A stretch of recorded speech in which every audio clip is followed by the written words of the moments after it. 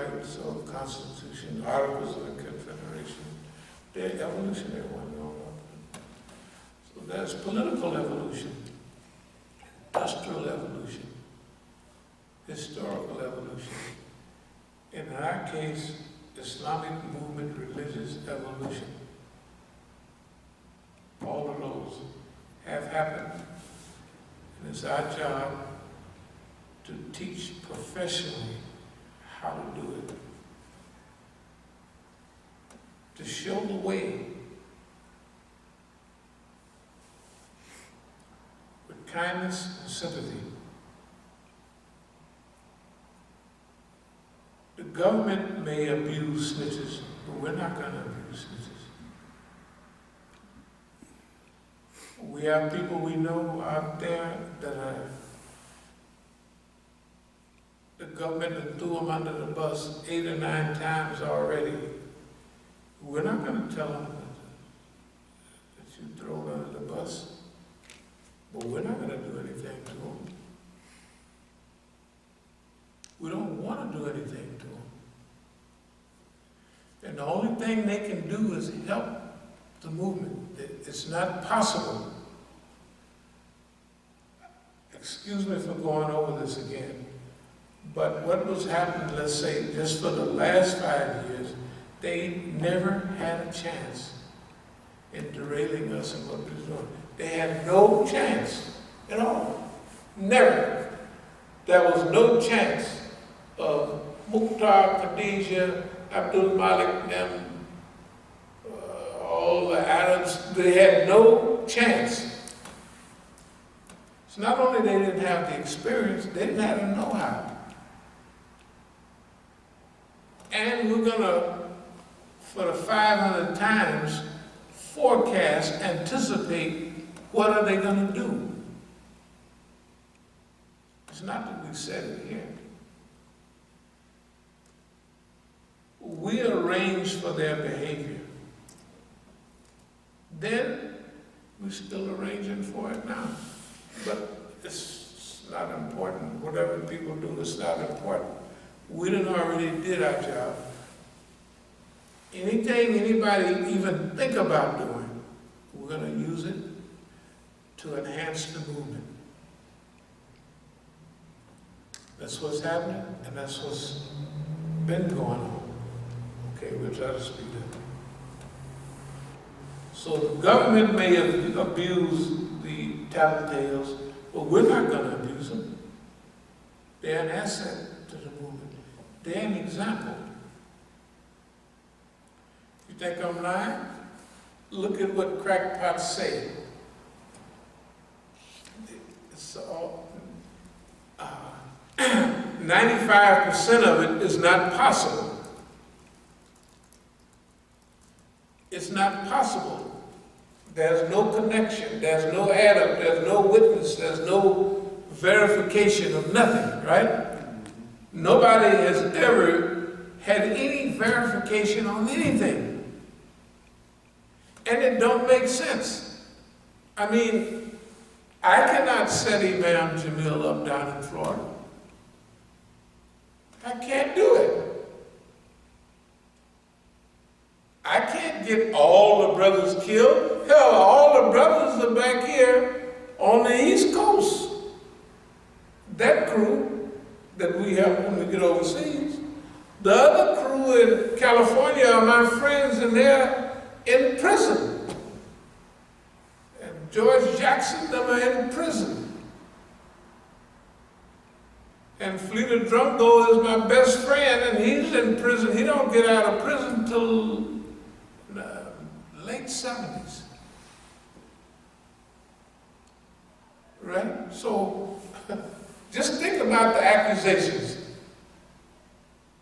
Is it possible? What are they talking about?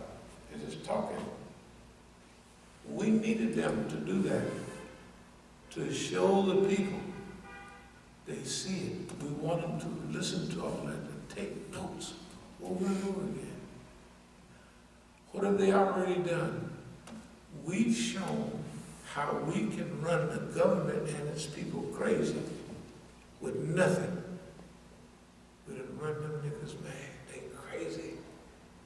They're crazy. Nothing that's not possible. Right? I mean, the stuff they say. Just like their president. Just like their president, but see, remember, it's us and the system. Remember, a paradigm shift, an example, a model. You got to show people it can be done. So, Abdul-Malik them didn't work. Suleiman and them other people walked this side of town, that side of town, didn't work. There's so many fitnas that none of them worked. They wasn't able to drag us in. Finally, we're going to drag them in with arrogance and all. And guess what? None of it worked. And they showed themselves and they showed the system. Remember, we're the last African-American Islamic institution standing independent and alone for the truth. Right? And you see those Negroes with Arabs bum rushing the Masjid. They don't have no reason to be there. They haven't did anything to help there. They don't belong there. They have no reason. And here they are, right on and the fool got them on there. Can you imagine? Until it's over, they don't, and we tell them, they don't know how dumb they look. But imagine, think about it.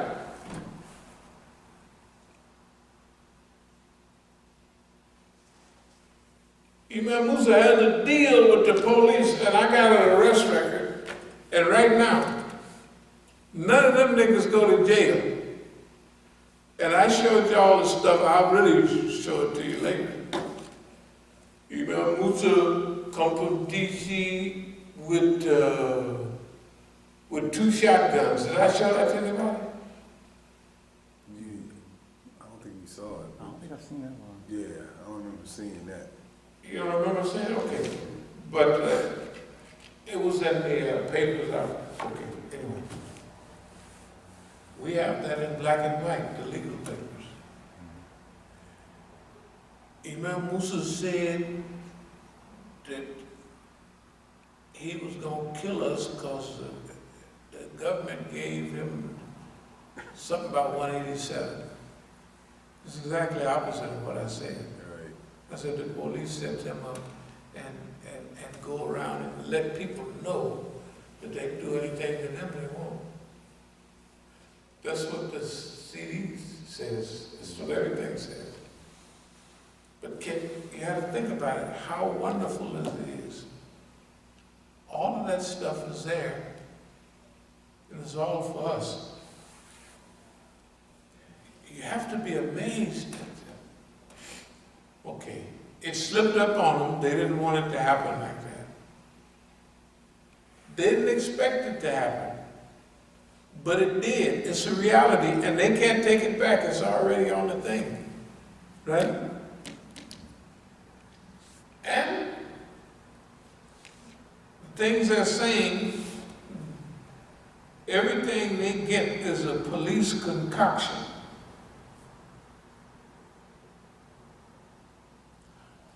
You were a mean old dope dealer, and my mama died, and we didn't have food and stuff.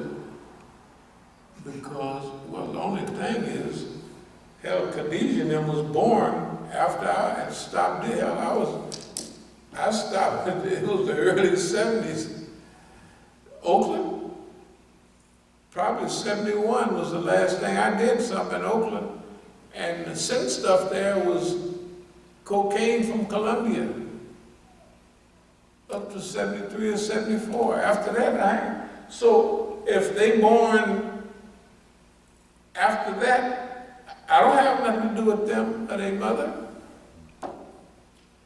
And just like in Superfly and everything, in those days, only the rich people snorted cocaine. A poor nigga can't buy 1 gram of cocaine for $100. 1 gram of cocaine in those days was $100. Right? Impossible. Can you imagine? we asked Allah for a storyline, and Allah gave us a storyline in one way. He gave us a storyline, credibility, authenticity, historical, da da da da. So part of this whole thing, what I'm trying to say about Oakland, the Oakland story from then, the Oakland story, I'll put it this way, we're the only ones with a 50-year continuity. Think about it. Our friends in the BLA just got out of 30-something years in the pen, a broken chain. Our friends that stayed in Africa, a broken chain. They're doing a good job over there. Malcolm X said that's fine. The drug trade and how it works. How many people have been on the front line on everything and can tell them exactly what happened and the government can't dispute it? The FBI come to the Masjid one time, about 87. We want to talk to you about Ras Sanjani. I said, get out of here. Then I walked around and I said, don't you never come up in here. I said, now, why are you here? Well, we just wanted to ask you in case Ras Sanjani. I said, you know, I said, I know how to think up anything I want to think, and I don't need nobody from nowhere thinking up something for me to do. Basically, I was telling them, you don't have to worry about no foreigner telling me nothing, especially I don't know how to tell them, I don't trust them. Right? So, in all that time, with all that energy, the federal government, which stops mafia, stops the Russians, cartels and everybody in their tracks, right? And they can't do nothing with us. It's actually real. And we're doing it with humor, but organized. See, here's the thing. A nigger is not organized. You can't think in structural pictures. His nafs was getting this way. A girl was getting this way. A hit, a blow. And just imagine that they use all of that and it don't go nowhere. The niggas talk about dope. You crackpots on there. Your boss man, over the years, up to a few years ago, offer the biggest packages of dope you ever heard about. The white man will go back to your old dream back decades ago and come by with a packet, there's a package contract for the United States of America.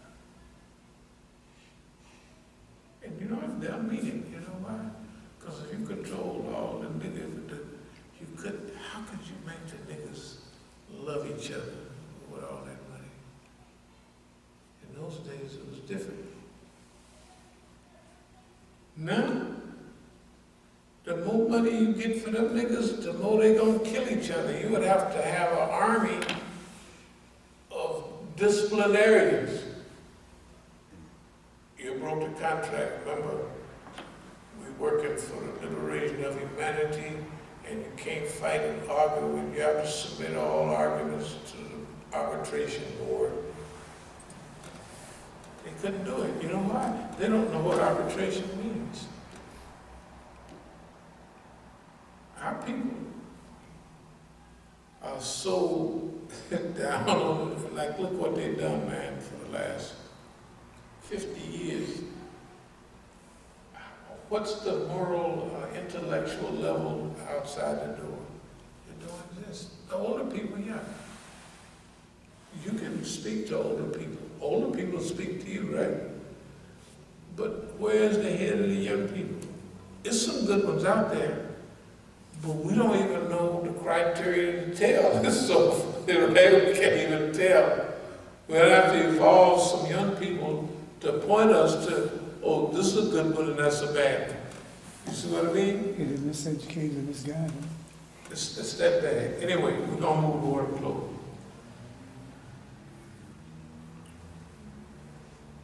A mission in Oakland, open challenge.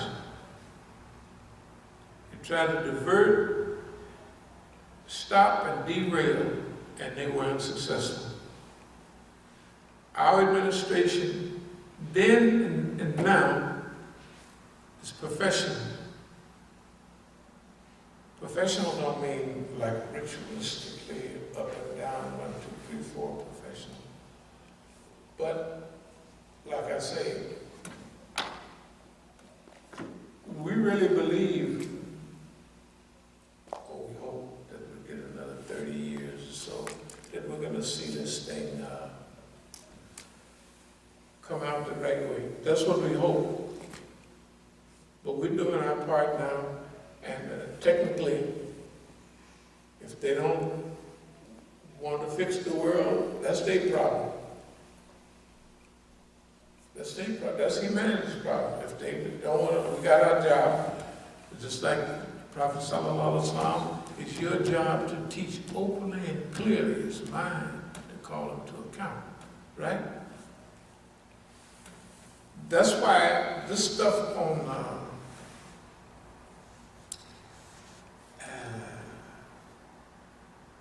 not self-confidence, but on contentment and stuff like that, that's real. That contentment does not make us